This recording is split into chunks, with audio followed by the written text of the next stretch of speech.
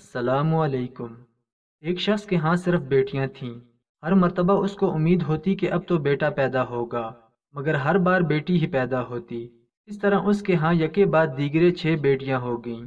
اس کی بیوی کے ہاں پھر ولادت متوقع تھی۔ وہ ڈر رہا تھا کہ کہیں پھر لڑکی پیدا نہ ہو جائے۔ شیطان نے اس کو بہکایا، چنانچہ اس نے ارادہ کر لیا کہ اب بھی لڑکی پیدا ہوئی تو وہ اپنی بیوی کو طلاق دے دے گا۔ رات کو سویا تو اس نے عجیب و غریب خواب دیکھا۔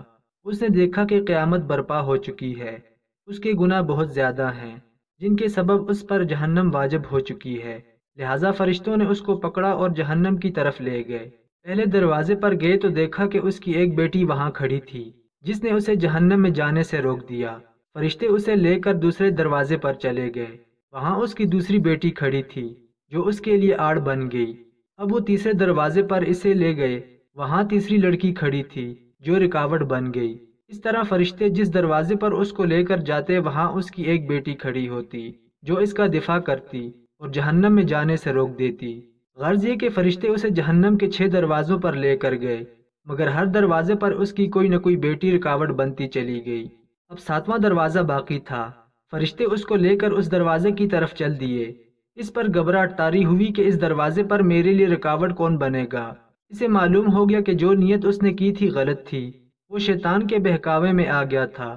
انتہائی پریشانی اور خوف و دہشت کے عالم میں اس کی آنکھ کھل چکی تھی، اور اس نے رب العزت کے حضور اپنے ہاتھوں کو بلند کیا اور دعا کی، اے اللہ مجھے 7ویں بیٹی عطا فرما۔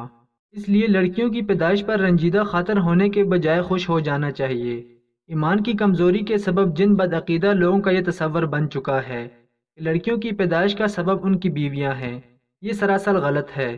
اس میں بیویوں کا یا خود ان کا کوئی عمل دخل نہیں، بلکہ میاں بیوی تو صرف ایک ذریعہ ہیں۔ پیدا کرنے والی ہستی تو صرف اللہ وحدہ لا شریک ہے۔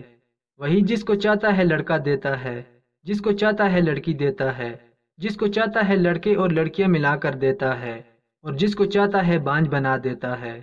مزید ایسی ویڈیوز کے لیے ہمارے چینل کو ضرور سبسکرائب کریں۔ شکریہ۔